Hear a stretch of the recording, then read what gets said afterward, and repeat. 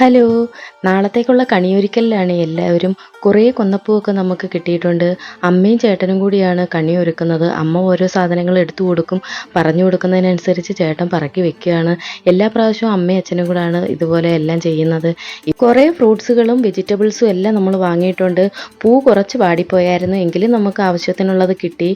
രാവിലെ 5 മണി ആയപ്പോഴത്തേക്കും ഞാൻ എണീറ്റ് കുളിച്ച് വിളക്കൊക്കെ കത്തിച്ചു. അങ്ങനെ എൻ്റെ കണി കാണൽ കഴിഞ്ഞു. എല്ലാവരെയും കണി കാണാൻ വിളിക്കാൻ പോവുകയാണ്. ഇതാണ് നമ്മുടെ കണി കേട്ടോ. പിന്നെ അച്ഛൻ വന്നു. അങ്ങനെ എല്ലാവരും വന്ന് കണി കണ്ടു. അച്ഛൻ എല്ലാവർക്കും കൈനീട്ടം കൊടുത്തു. അച്ഛനും മാത്രമല്ല, അച്ഛനും അമ്മയ്ക്കും എല്ലാവർക്കും ചേട്ടനും കൈനീട്ടമൊക്കെ കൊടുത്തു. അതിനുശേഷം നമ്മൾ കാപ്പി കുടിക്കാനിരുന്നു. ചേട്ടന് രാവിലെ പോകണമായിരുന്നു, അതുകൊണ്ട് പെട്ടെന്ന് അങ്ങ് പോയി. ചേട്ടനുള്ള കാപ്പി അച്ഛൻ കൊണ്ടുവന്ന് കൊടുക്കും. എല്ലാവർക്കും ഇഡലിയും ദോശയൊക്കെ ആയിരുന്നു. അപ്പം അങ്ങനെ 2 തരം കാപ്പിയൊക്കെ ആയിരുന്നു. ഞാൻ ദോശയാണ് എടുത്തത്.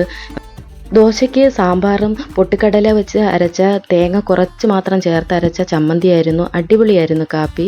നാത്തൂൻ താമസിച്ചാണ് എത്തിയത്. വന്നപ്പോഴേ കടലപ്രഥമനുള്ള അതെല്ലാം തയ്യാറാക്കാൻ വേണ്ടി ഇറങ്ങി. അമ്മയ്ക്ക് കടലപ്രഥമൻ വേണമെന്ന് പറഞ്ഞതുകൊണ്ട് അമ്മയ്ക്ക് കടലപ്രഥമനും, അമ്മയ്ക്ക് മാത്രമല്ല എല്ലാവർക്കും. അതുപോലെ കുട്ടികൾക്ക് പാലടയാണ് ഇഷ്ടം, അതുകൊണ്ട് അവർക്ക് പാലടയും ഞാൻ ഉണ്ടാക്കി. അങ്ങനെ എല്ലാം റെഡിയായി. സദ്യക്കുള്ളതെല്ലാം ഞാൻ പകർന്നു വെച്ചു. എല്ലാവരെയും സദ്യ കഴിച്ചുകൊണ്ടിരിക്കുകയാണ്. എല്ലാവരും ഭയങ്കര സന്തോഷത്തിലാണ്. അങ്ങനെ പായസമൊക്കെ 2 തരം പായസമൊക്കെ കൂട്ടി അടിപൊളിയായിട്ട് നമ്മൾ വിഷു ആഘോഷിച്ചു. അപ്പോൾ അത്രയേ ഉള്ളൂ. ബൈ.